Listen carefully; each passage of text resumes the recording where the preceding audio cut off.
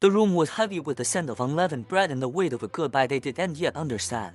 Jesus took the bread, broke it, and gave it to them. "This is my body, given for you." Then the cup, "This is my blood." Amidst the peace, a chilling truth, one of them would betray him.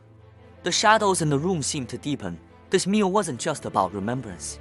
It was a final, intimate lesson in sacrifice and love, a covenant sealed not with ink, but with life itself.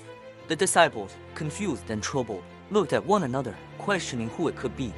But even in the face of betrayal, the focus remained on the act of giving, a profound statement that would echo through eternity. The simple elements of bread and wine were transformed into symbols of an unbreakable promise, a new beginning forged in the heart of an ending. Under the gnarled olive trees of Gethsemane, the weight of the world began to press down. While his friends slept, Jesus wrestled in agony. "Father, if you are willing, take this cup from me. Yet not my will, but yours be done." The silence of the night was shattered by the clanking of armor and the soft, devastating press of a traitor's kiss. The arrest was swift. The abandonment was total. In that garden, humanity's future hung in the balance, resting on one man's prayer. The disciples, startled from their sleep, scattered into the darkness, leaving him to face his accusers alone. It was a moment of profound isolation. The Son of God handed over by one of his own, a stark depiction of human frailty against divine resolve. The flickering torches cast long, dancing shadows, turning a place of prayer into a scene of capture. Before Pontius Pilate, the truth stood in silence. The governor, a man of power and politics, found himself facing a kingdom not of this world. Pilate looked for a way out, finding no guilt in the man before him. He offered them Barabbas, a murderer, hoping the choice would be obvious. But the roar of the crowd, swayed by unseen forces, grew louder than the voice of justice. "Crucify him."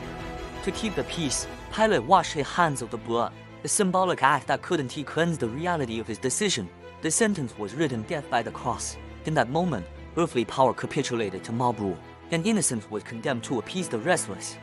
The silent figure of Jesus stood as a stark contrast to the chaos. His calm presence a testament to a purpose far beyond the understanding of his judges.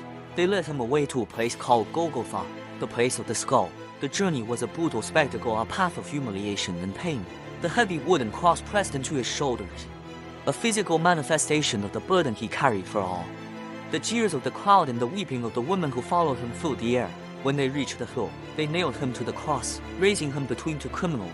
Above his head, a sign read, "King of the Jews." Soldiers gambled for his clothes, indifferent to the cosmic drama unfolding. Yet, from the cross came words not of curse, but of forgiveness. "Father, forgive them, for they do not know what they are doing." The sky began to darken, the sun hiding its face as the hours passed. The air grew still, charged with an unnatural solemnity. As the third hour approached, a profound darkness covered the land. The earth itself seemed to mourn.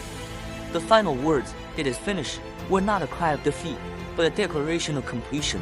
The mission was accomplished. With a final breath, he gave up his spirit.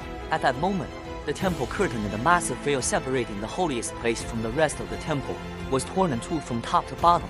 The ground shook, and rocks split. A Roman centurion, a hardened soldier who had seen countless deaths, was so moved by the events that he declared, "Surely this man was the Son of God." The crucifixion was not an end, but a pivot point in history, a moment where love triumphed over death in the most unexpected way. It was a sacrifice that redefined power, victory, and hope for all time.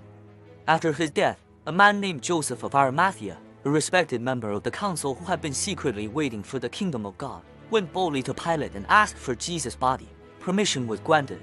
Joseph took the body down, wrapped it in a clean linen cloth, and laid it in a new tomb carved out of the rock at Tumen, which no one had ever been laid. A large stone was rolled against the entrance, sealing it shut. The women who had followed him from Galilee, including Mary Magdalene, watched where he was laid.